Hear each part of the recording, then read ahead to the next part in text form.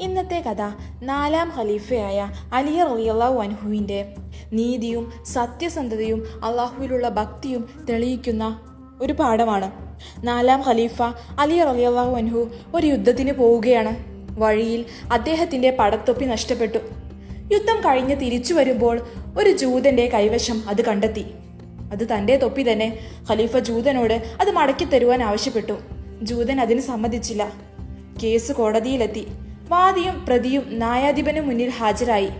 വാദി രാഷ്ട്രത്തിന്റെ ഭരണ ചെങ്കോലേന്തുന്നയാൾ, പ്രതി സാധാരണ ജൂതൻ. ന്യായാധിപൻ വിസ്താരം തുടങ്ങി. ഖലീഫ അത് തൻ്റെ തൊപ്പിയാണെന്ന് ശക്തമായി വാദിച്ചു. അത് തനിക്ക് വിട്ടുതരണമെന്നും ആവശ്യപ്പെട്ടു. ജൂതനും തൻ്റെ ഭാഗം ശക്തിയായി ഉന്നയിച്ചു. അത് തിരിച്ചു കൊടുക്കേണ്ടതില്ലെന്ന് ഉറപ്പിച്ചു പറഞ്ഞു.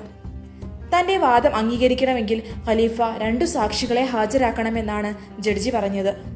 വൈകാതെ ഖലീഫ സാക്ഷികളെ ഹാജരാക്കി. ഒരാൾ ഖലീഫയുടെ പുത്രനും മറ്റൊന്ന് അടിമയും. എന്നാൽ ഇവർ സ്വന്തക്കാരാണെന്നും ഇസ്ലാമിക നിയമം അത് ശരിവെക്കുന്നില്ലെന്നും പറഞ്ഞ് കോടതി അവരെ തിരിച്ചയച്ചു. ഖലീഫ നിസ്സഹായനായി മറ്റു സാക്ഷികളെയൊന്നും ഹാജരാക്കാൻ അദ്ദേഹത്തിന് കഴിഞ്ഞില്ല. അതിനാൽ ജൂതന് അനുകൂലമായി കേസ് വിധിയായി. ഇസ്ലാമിൻ്റെ നീതിയായ വ്യവസ്ഥ അയാളിൽ ആശ്ചര്യമുണ്ടാക്കി. താൻ സാധാരണക്കാരനും ജൂതനും. തനിക്കെതിരെ പരാതി നൽകിയതാകട്ടെ ഒരു രാഷ്ട്രത്തിൻ്റെ ഭരണാധികാരിയും. എന്നിട്ടും തനിക്ക് അനുകൂലമായിരിക്കുന്നു വിധി. ജൂതൻ പിന്നെ രണ്ടാമതൊന്നും ആലോചിച്ചില്ല. പടത്തൊപ്പി ഖലീഫക്ക് വിട്ടുകൊടുത്തു. അപ്പോൾ തന്നെ ജൂതമതം വലിച്ചെറിഞ്ഞ് അയാൾ ഇസ്ലാമിലേക്ക് കടന്നു വരികയും ചെയ്തു.